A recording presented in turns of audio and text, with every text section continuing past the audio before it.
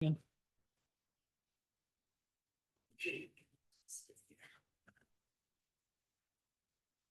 All right. Yeah, and it was great to follow this set of distinguished gentlemen, because I will be talking on similar topics, but in a more sort of applied setting. So I'm August Johansson. I work at Sintef, which is a research lab like 5 kilometers up the hill from here. And I will talk about the custom quadrature at runtime and a little library that I did called Custom Quad that provides users the possibilities to set the custom cell-wise quadrature at runtime. And what does that mean? Well, custom means that you provide your own quadrature. Cell-wise means that the quadrature can be different in each cells. At runtime, it means that the quadrature are set when you actually run your script. In contrast to the traditional FECX approach, where they are set when you actually compile the form.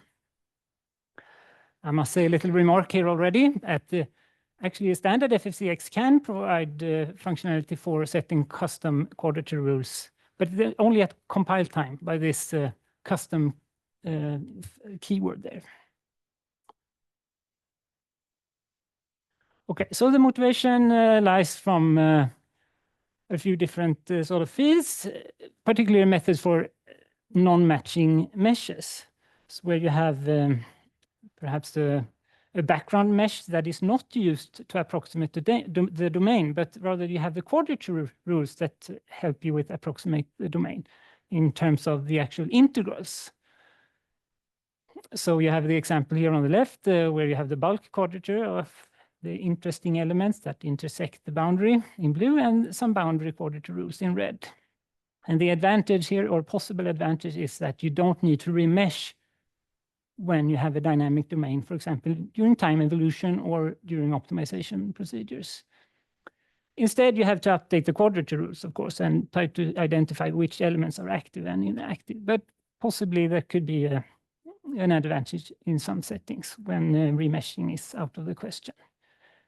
Particularly for optimization, remeshing is a non-differentiable operation. So you have these custom quadratures rules, but the basis functions, though, they live on the structured background mesh. So nothing is done with the basis functions. And you typically use like Nietzsche's method to set some conditions weakly here on this mesh. And you can prove that these are optimally stable methods, and you can use them for bulk and surface problems. And there's a wide variety of methods that work on the same principle. Another motivation is when you have multiple intersecting meshes, and this is some work that I did together with Jürgen. So you can have like one beam, and you can just copy and paste it and create this block here in the middle, and you can simulate it on that. And you don't remesh here, so that's the thing. But you use the basis functions on the tetrahedral mesh, and you find these appropriate quadrature rules by finding the tet intersections. So there's some computational geometry involved. And then we can use Nietzsche's method again to weakly glue the solutions on these different meshes. Okay, so we saw a similar slide here from Chris previously, how FECX generates a tabular tensor function. And this is the function that we need to modify to be able to handle custom user past quadrature. So it looks like this, but this is, as you can see, the weights here, they are pre-compiled. And also the basis functions, we have the basis function on the first row here, and you have 3 derivatives here. There's an 8 node hexahedron here. And the basis functions then are created also on compile time. And the dots here is the loop over the quadrature points, and the form is evaluated, and there's some Jacobian mappings that are evaluated also. And so you can look in your cache folder and you can find 1 million of these files that will contain code like this. So this is what we already have in FECX, but in this little fork that I had to create and modify, there is this modified function here where you pass the number of quadrature points, you pass the quadrature points and weights, and also the normals, because often in these methods, when you do the boundary integrals, you need to take normal information into account. So then, instead of letting FECX generate the basis function, we actually call basics with some helper functions to evaluate the basis function in each of these quadrature points. So it's passed with some specific parameters that comes from what type of element that you need to evaluate. And then the dots are the same as in standard FECX. There's a loop over the quadrature points and the form and the Jacobian mappings are evaluated. So an example how it looks, you have some list cells with that you want to apply the custom quadrature, and you set the points and you set the weights and you pack it up in some kind of helper structure, and then you define your measure then with this new keyword here, runtime, that makes FECX pass these measures a little bit differently. And then there's a custom assembly routine that takes into the quadrature here in the second argument. I've only tested it for quadrilateral and hexahedral Lagrange element because I only had the library to create quadrature rules for these type of geometrical shapes. And the assembly routines were completely based on the examples that already exist in FEniCSx, so that was quite convenient. So just to show that if it works, well, the first thing you test is just geometrical calculation, just computing the volume and area of this non-matching circle and a non-matching sphere, and you test a bunch of quadrature rules that were actually generated from this algoim library that can create high-order quadrature rules for implicit functions, level sets, and it works nicely.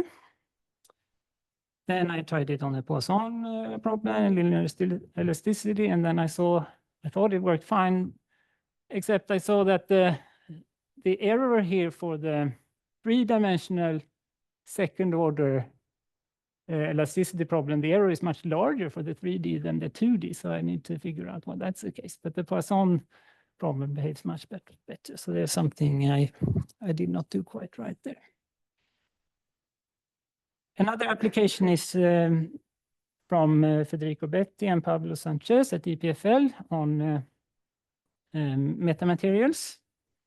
So their purpose there is not to sort of investigate this custom quadrature, but rather take advantage of them when they design these metamaterials. So there's, thanks to developments in additive manufacturing, you can create some special materials using some substructures and you assemble them together into a lattice. And their purpose is to develop a powerful high-performance reduced order code to do this. So you have these gyro-like microstructures that you assemble into a heterogeneous macrostructure. And then you can perform some simulations, either using a standard black box finite element solver by just meshing it up, or this novel reduced order techniques that they worked on. So where does the custom quadrature comes in? Well, the custom quadrature comes into in these local microscopic problems where you have a non-fitted mesh, because you want to actually optimize some macroscopic properties of this lattice by adjusting, for example, the shape of these microstructures. So that's why it's beneficial to have a non-matching mesh here, so you don't have to remesh when you perform some kind of shape optimization. And this works, and you get incredible speed up, of course, with the black box finite element solver, up to 80 times speed up when you go down to machine precision in this, how rich you have the reduced order basis. So it seems to work, and future work is, of course, to apply this to 3 dimensions and to do the actual shape optimization. So it's a fun application. So the final slide. There's, of course, some remarks that I have to say, because I have to be a little bit careful when you use subdomains, for example, in your measures, because that renumbers sort of the some fundamental structures like finite element coefficients. And that means that the numbering of these elements can have a different numbering than what you thought you had in the custom quadrature. So I need to work a little bit on the logic there, so that's consistent. And at the moment, it's very raw, right? You have the same basis functions, both for the geometry, the Jacobian mappings, and evaluating the forms. So there's great benefits actually to do this, because one of the advantages with having a structured background mesh is that the Jacobian mapping is trivial, right? So there's some optimization possibilities with respect to performance. So future work, just to keep up to date with the latest stuff that's happening in FEniCSx. You know, sometimes I think my functions is going to be removed that I rely on, but yeah, we'll see. Just work on simplices and arbitrary basis functions, and we have some application where you want to control the singularities locally by enriching quadrature rules close to the singularity. And last year I worked with a 3D modeler called Rhino, which is popular in architectural design and stuff, and I hooked it up to FEniCSx. And I think when you do a 3-dimensional design, it's quite important to be flexible with respect to the meshing. And so I'd like to test these techniques with this sort of geometry backend, you could say, which is actually a front end. But it's one other thing that I could mention here is Rhino is a Windows application, so it was a little bit of a work to pass it through the Linux WSL. So I'm looking forward to the Windows version of FEniCSx if it's going to come sometime. And then, of course, work towards these multi-mesh type of algorithms. Then you need this computational geometry kernel of great quality. But otherwise, I'm happy to hear from you. If you test this library, just shoot me an email or talk to me at this conference. Thank you.